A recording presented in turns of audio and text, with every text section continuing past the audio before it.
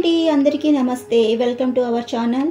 ఈరోజు ఆలయ రహస్యంలో వినాయక చవితి అంటే మట్టి వినాయకుని గురించి మనం తెలుసుకుందాం. మట్టి వినాయకుడినే పూజిద్దాం, పర్యావరణాన్ని కాపాడుకుందాం. వినాయక చవితి పండుగ రోజున మనం కేవలం మట్టి వినాయకుడిని ఎందుకు పూజించాలో కాస్త వివరంగా తెలుసుకుందామా?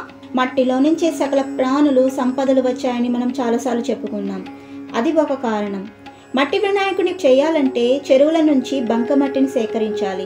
ఇంటికో గంపెడు మట్టి తీయడం వల్ల అందరూ తమకు తెలియకుండానే తలో చేయి వేసి చెరువుల పూడికను తీసినట్టు అవుతుంది.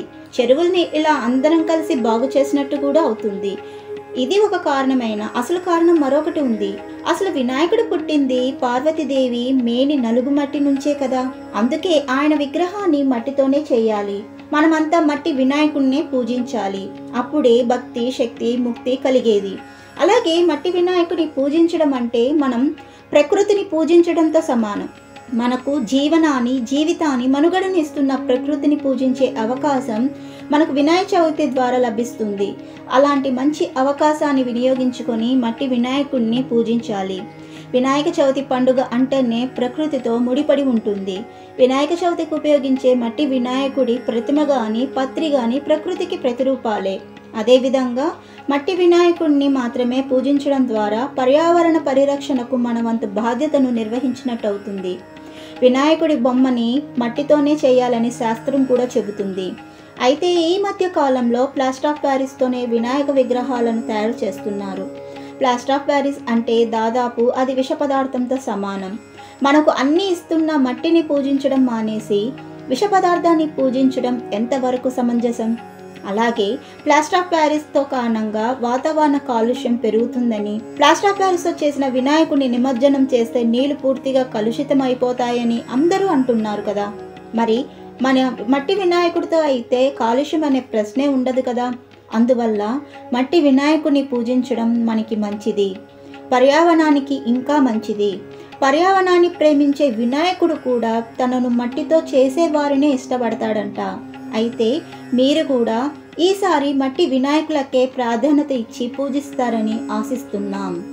సో వినాయక చవితి రోజు చేసే పత్రి పూజ యొక్క విశిష్టత ఏంటో చూద్దాం. ప్రతి పూజకు ముందు ఈ శ్లోకాన్ని మననం చేసుకుంటుంటాం. ఇందులో వినాయకుని తత్వం నిక్షిప్తమై ఉంటుంది. శుక్లాం భరధరం అంటే తెల్లని ఆకాశమని అర్థం. తెలుపు సత్వగుణానికి సంకేతం. శుక్లాం భరధం విష్ణుం అంటే సత్వగుణంతో నిండిన ఆకాశాన్ని ధరించిన వాడని అర్థం. శశివర్ణం అంటే చంద్రుని వల్లే కాలస్వరూపుడని అర్థం. చతుర్భుజం అంటే ధర్మ, అర్థ, కామ, మోక్షాలనే 4 చేతులతో ప్రసన్నమైన శబ్ద బ్రహ్మమైన సృష్టిని పాలిస్తున్నాడని అర్థం.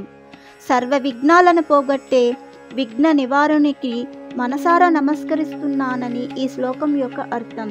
విఘ్నాలను తొలగించి సత్వర ఫలాన్ని శుభాలనిచ్చే శుభదాయకుడు గణపతి. హిందువులు జరుపుకునే సర్వ శుభకార్యాలలోనూ విఘ్నేశ్వరునికే అగ్రపూజ. వినాయక చవితి రోజున మనం 21 ఆకులతో పూజిస్తాం పత్రి పూజ. ఆ 21 ఆకులు ఏంటి అంటే మాచిపత్రి, మూలక, మారేడు, గరిక, ఉమ్మెత్త, రేగు, ఉత్తరేణి, తులసి, మామిడి, గన్నేరు, శంఖపుష్పం, దానిమ్మ, దేవదారు, ధవనం, మరువం, వావిలి, జాజిమల్లి, లతాధూర్వ, జమ్మి, కామంచి ఆకులు, రావి, తెల్లమద్ది, జిల్లేడు ఇలా 21 ఆకులతో పత్రి పూజని చేస్తామన్నమాట మనం.